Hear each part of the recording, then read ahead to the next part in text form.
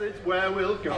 Rattle witches, oh! Under sail or haul and tow. Rattle witches, oh! Rattle loud and stamp and go. Rattle witches, oh! Rattle loud and stamp and go. Rattle witches, oh! Anchor down and row away. Rattle witches, oh! Right the gurney, make you pay. Rattle witches, oh! We are heading out to catch oysters from the last wild native oyster fishery in Cornwall. Author Bobby Groves explains it is considered home to the last commercially regulated oyster sailing fleet in the world. Rattle witches, oh! All the dredges sing this song.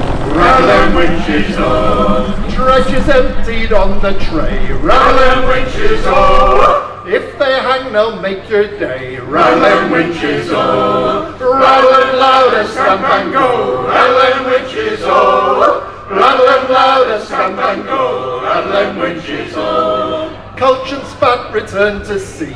Rattle witches, oh! Let 'em grow or let 'em seed. Rattle witches, oh! Rattle loud and stamp and go. Rattle witches, oh! Rattle loud and stamp and go. Rattle witches, oh! Working hard from 9 till 3. Rattle witches, oh! Bag 'em up, then home for tea. Rattle witches, oh! Rattle loud and stamp and go. Rattle witches, oh! Rattle loud and stamp and go. Rattle witches, oh! Rattle loud and stamp and go. Rattle witches, oh! Rattle loud and stamp and go. Rattle witches, oh! Since about the 1700s, I think I started, and then I sort of my name is Chris Vinnicombe, fisherman from Mila Creek, oyster fisherman as well, full-time commercial fisherman, oyster fisherman. Been oystering since the late 70s. Family's been involved in oystering for 5 generations, so still here doing the job, and hopefully will be for a few more years yet to come. The fishery has strict regulations, which is one of the main reasons for the survival of the native oyster. For example, the oyster dredging season only operates from the 1st of October to the 31st of March. This gives the oysters time to reproduce and grow during the summer months.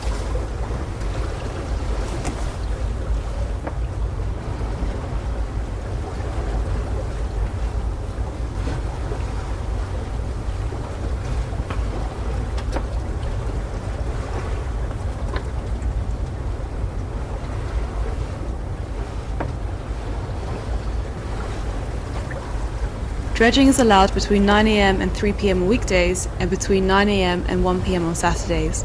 On Sundays, no fishing is permitted. An engine can be used to and from the fishing grounds or in an emergency. However, once fishing, the fishermen rely solely on wind power. The boats tow their dredgers over the fishing grounds and the shallow parts of the river before hoisting them up and sorting through their catch for the oysters.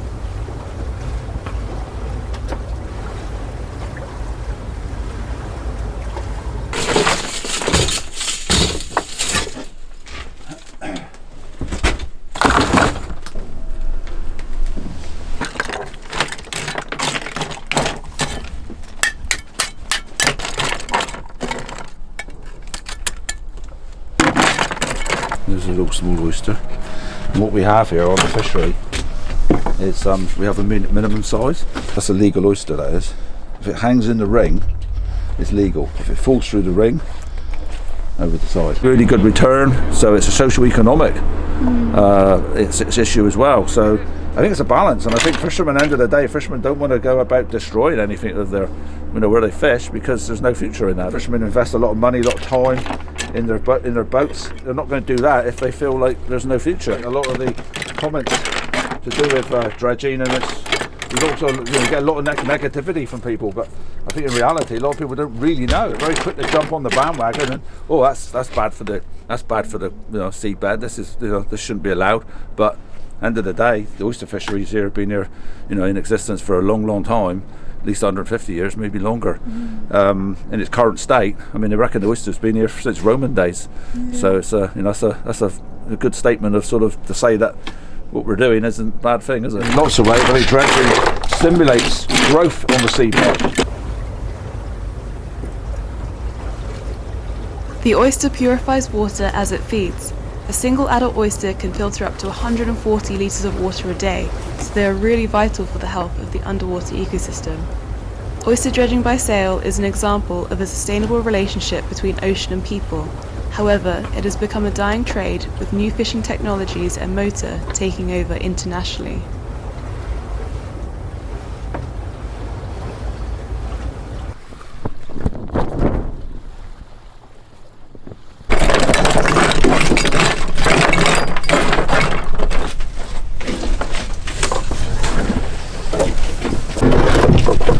Those ones, beauties.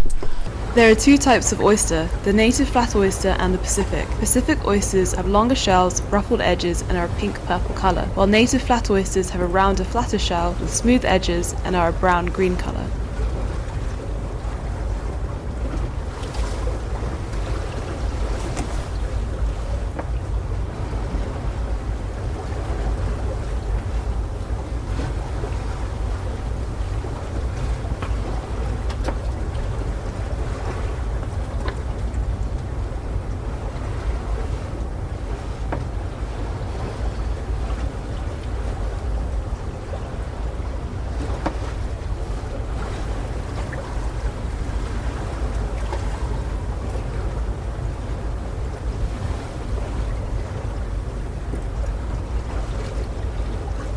Oyster dredging is not only historically and ecologically significant, but culturally significant as well.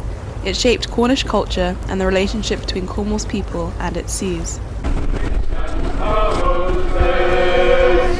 Go down, you blood-red roses, go down. Well, it's proud you may, but go you must.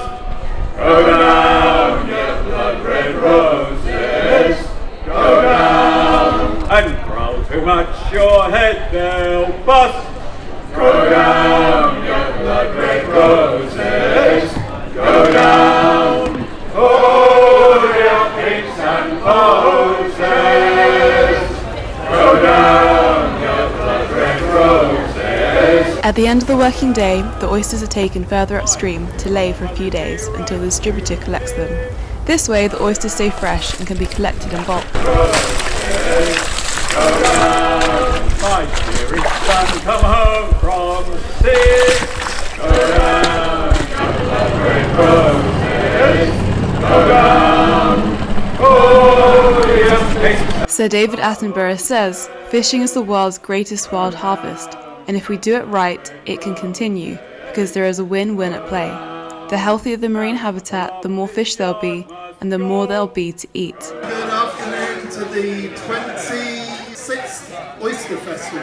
I'm sure many of you know this, but the Fell Estuary, Carrick Roads, is the native home of the flat oyster. And in the close season, while the oysters are breeding, there's no fishing whatsoever. So we're here to celebrate that oyster fishery and the wonderful oyster that is the Fell oyster, or the native oyster. Ladies are farmers will pay all your rent.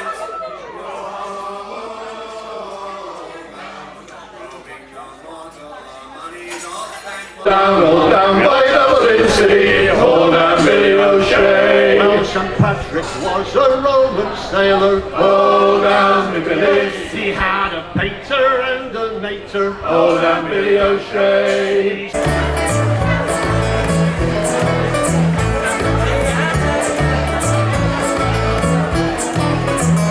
Baby, come closer once again.